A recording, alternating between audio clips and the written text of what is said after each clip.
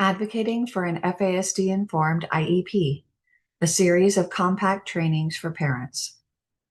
This training was originally presented to a live audience in the fall of 2024 and have been divided into smaller sections here in order for participants to access the sections they choose in the order they prefer.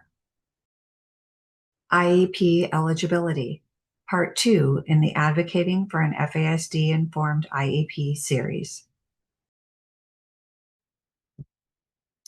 The students with FASD can present in many different ways and meet eligibility for special education services in many different categories. The eligibility categories that I've listed here are not a complete list, but they're some of the most commonly seen with regard to students with FASD.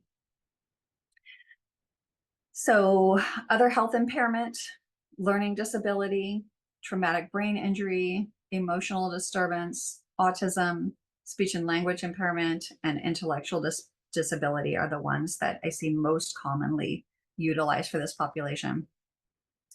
Additional categories might be considered like deaf and hard of hearing, DHH, depending on the student's needs. If they have a significant hearing loss, then that may be one of their primary areas of disability, and so that may need to be designated as well.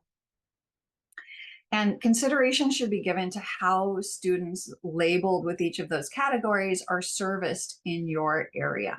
So while eligibility category is not supposed to determine supports and services, there are many instances where it does influence a student's ability to access needed services.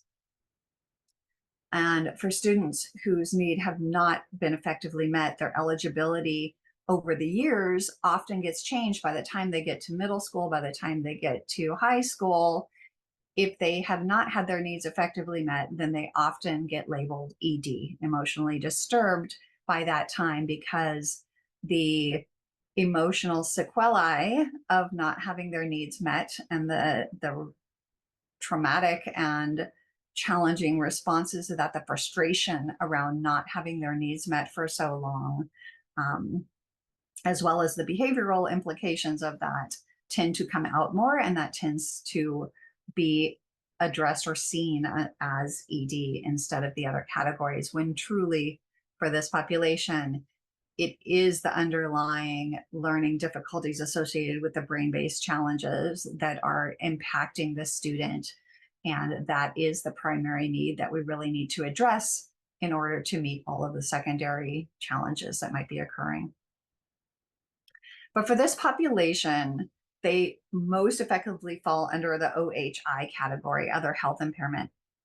And some states are starting to put FASD specifically listed under that category. When IDEA, the law that covers special education, was reauthorized a while back, there was discussion about whether or not FASD should be listed explicitly under this category. And the response was that it's a neurological disability. Of course it fits under that category. Like, why do we need to state it explicitly? And unfortunately, that perspective is not really aligned with the experiences of many families and many students that are placed under these various eligibility categories that don't effectively identify the underlying disability. But I want you to know that there is, in the federal regulations, there is support for FASD to be under OHI.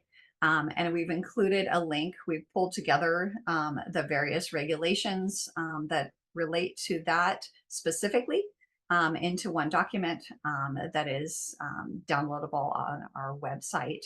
So if you want to have that handy, and then when you're in IEP meetings, if you need to reference it, you've got the link handy right there.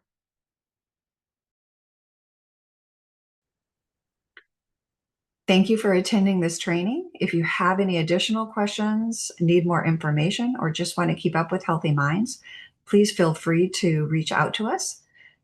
This slide has information about our website, our social media contacts, and a direct email to our founder and director, Kelly Rain Collin.